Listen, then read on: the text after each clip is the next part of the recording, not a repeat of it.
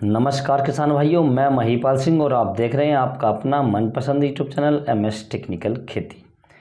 किसान भाइयों, आज का वीडियो बहुत ही महत्वपूर्ण है क्योंकि इस समय धान की रोपाई तेज़ी से चल रही है। और किसान भाइयों, रोपाई करने के बाद हमारे दिमाग में केवल एक ही सवाल घूमता रहता है कि हम अपने धान की रोपाई करने के बाद या धान की फसल को लगाने के बाद उसमें कौन कौन सी खादों का प्रयोग करें, कौन कौन से फर्टिलाइज़र का प्रयोग करें जिससे हमारी फसल का फुटाव अधिक हो, कल्ले अधिक हो और हमारी फसल एकदम हरी भरी रहे। किसान भाइयों, यदि किसान भाइयों हमारी फसल में फुटाव अधिक होगा, कल्ले अधिक होंगे और हमारी फसल स्वस्थ होगी तो जो हमारी पैदावार है वो भी एकदम बम्पर पैदावार हमें मिल जाएगी। किसान भाइयों, तो इस वीडियो के माध्यम से हम बात करेंगे कि धानों में यूरिया कितना डालें, किस समय डालें, उसके साथ हमें कौन कौन सी दवाइयों का प्रयोग करना चाहिए, कौन सी कीटनाशक मिलानी चाहिए, यदि हम जिंक का प्रयोग कर रहे हैं तो कितनी मात्रा में करें और कौन सी जिंक हमें इसमें लगानी चाहिए। किसान भाइयों, तो ये सब जानकारी प्राप्त करने के लिए आप वीडियो को अंत तक देखें ताकि आपको सही जानकारी प्राप्त हो सके। और जो किसान भाई चैनल पर पहली बार हैं उनसे रिक्वेस्ट है कि चैनल को सब्सक्राइब कर लें और पास वाली घंटी को भी दबा दें ताकि हमारा आने वाला नए वीडियो का नोटिफिकेशन आपको सबसे पहले प्राप्त हो। किसान भाइयों, जब धान की फसल लगभग 10 से 15 दिन के बीच हो जाती है तो उस समय हमारी धान की फसल में पहली खाद बहुत ही आवश्यक होती है और हमें समय पर लगा देनी चाहिए। किसान भाइयों, यदि हम समय पर अपने धान की फसल में पहली खाद को लगा देते हैं और उसमें जो प्रोडक्ट हमें डालने हैं उन्हें डाल देते हैं तो जो हमारी धान की फसल होती है उसका जो फटाव होता है वो बहुत अधिक होता है, कल्ले अधिक निकलते हैं, फसल एकदम स्वस्थ होकर चलती है। यदि हमारी फसल से कल्ले अधिक निकलेंगे, स्वस्थ होकर चलेगी तो हमारी जो पैदावार है वो भी एकदम बढ़िया रहेगी। किसान भाइयों, तो मैं आपको बता दूं कि आपको पहली खाद के रूप में क्या क्या प्रोडक्ट देना है। किसान भाइयों, वैसे तो किसान भाई बहुत सारा सामान डाल चुके होते हैं पहले, जैसे DAP NPK वगैरह डाल देते हैं, लेकिन जो पहली खाद हमारी होती है वो मैनुअल होती है जो 10 से 15 दिन के बीच की हमारी फसल हो जाती है। किसान भाइयों, तो इसके लिए किसान भाइयों आपको लेना है यूरिया, जिससे हमारी फसल फटाव करती है, ग्रोथ करती है या किले निकालती है। उस समय यूरिया की बहुत ज़्यादा आवश्यकता होती है क्योंकि यूरिया जो एकदम से हमारी फसल को जो उसकी ग्रोथ है एकदम बढ़ाता है, तेज़ी से उसे प्रेरित करता है ग्रोथ के लिए, और जो हमारी फसल एकदम जो कल्ले हैं तेज़ी से निकलते। किसान भाइयों, दूसरी चीज़ क्या आवश्यकता है हमारे जिंक की। मैं आपको इनकी डोज भी बताऊंगा कि इनकी आपको डोज क्या क्या लेनी है और इसके साथ आपको क्या क्या बनाना है। तो दूसरी जो आइटम हमारा वह है जिंक। जिंक हमारे जो पौधे होते हैं उनका रंग एकदम काला कर देती है, रंग को हरा भरा रखती है, और जो कल्ले निकलते हैं कल्लों को निकलने में बहुत ज़्यादा सहायता हमारे पौधों की करती है। किसान भाइयों, तीसरा जो प्रोडक्ट आपको लेना है ये लेना है थाइमोक्सम 25% वाला, जो दाने के रूप में आता है।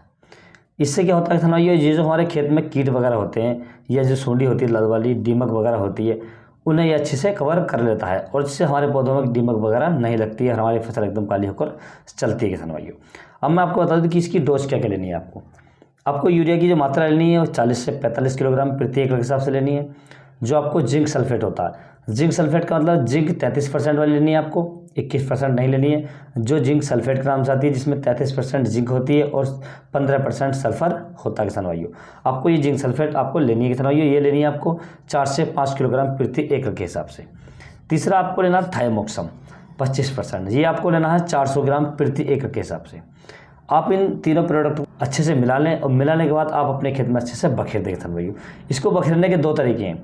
या तो आप इसे अच्छे से मिलाकर पानी में घोल कर डाल सकते हैं, जैसे नाली आपकी है उस नाली में आप डाल सकते हैं घोल कर, तो भी आपके पूरे खेत में फैल जाएगा।